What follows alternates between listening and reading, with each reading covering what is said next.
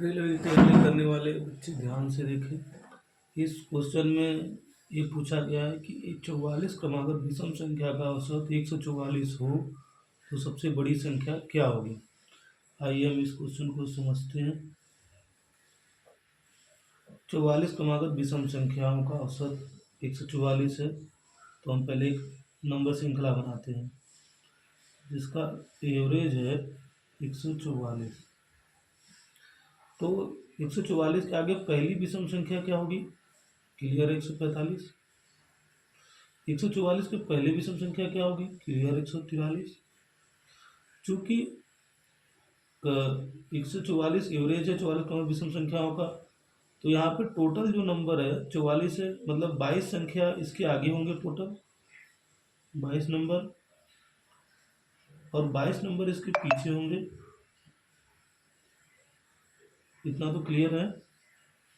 अब यहाँ पे पहली विषम संख्या 145 है, इससे इसका क्लियर है कि इसके आगे कुल 21 होंगे, टोटल 21 नंबर होंगे। क्योंकि विषम संख्या हर दूसरा नंबर होता है, तो मतलब 145 के आगे जो नंबर होंगे उनका टोटल योग कितना होगा? टोटल योग कितना होगा? 42 होगा। मतलब यहाँ पे जो लास्ट वाली नंबर होगी क्लियर 127 187। क्यों? 42 को 145 में ऐड करेंगे 187 हो जाएगा, सबसे बड़ी संख्या निकल गई 187। उसी तरह यदि पूछा होता सबसे छोटी संख्या, तो पहली छोटी संख्या कितनी है? 143। 21 इसके आगे होंगे,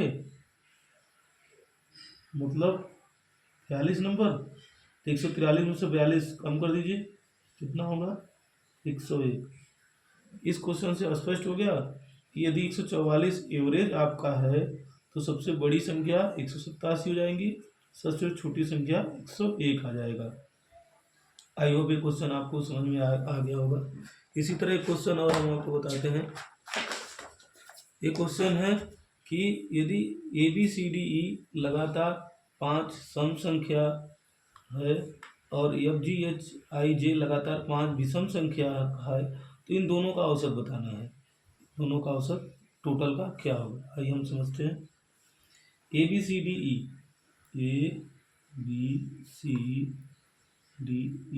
ये 5 क्या है? सम संख्या है। क्योंकि सम संख्या क्या होता है, औसत क्या होता है? उनका बीच वाला होता है, बीच वाला मध्य वाला नंबर उनका औसत होता है।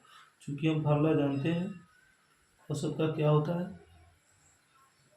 औसत का फार्मूला होता है टोटल नंबर का योग, दो का योग अपान पदों की संख्या।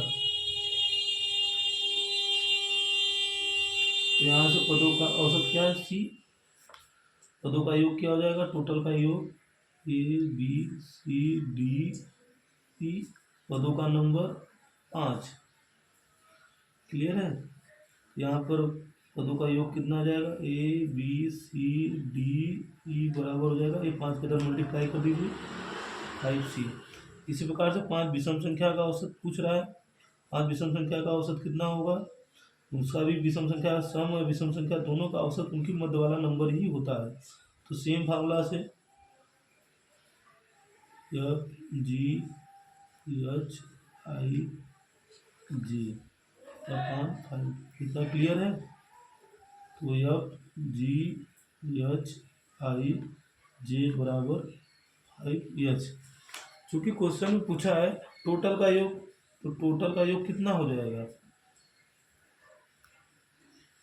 टोटल का योग मतलब दोनों को जोड़ दीजिए, A B से लेके J तक अपान टोटल नंबर कितने हो गए? 10।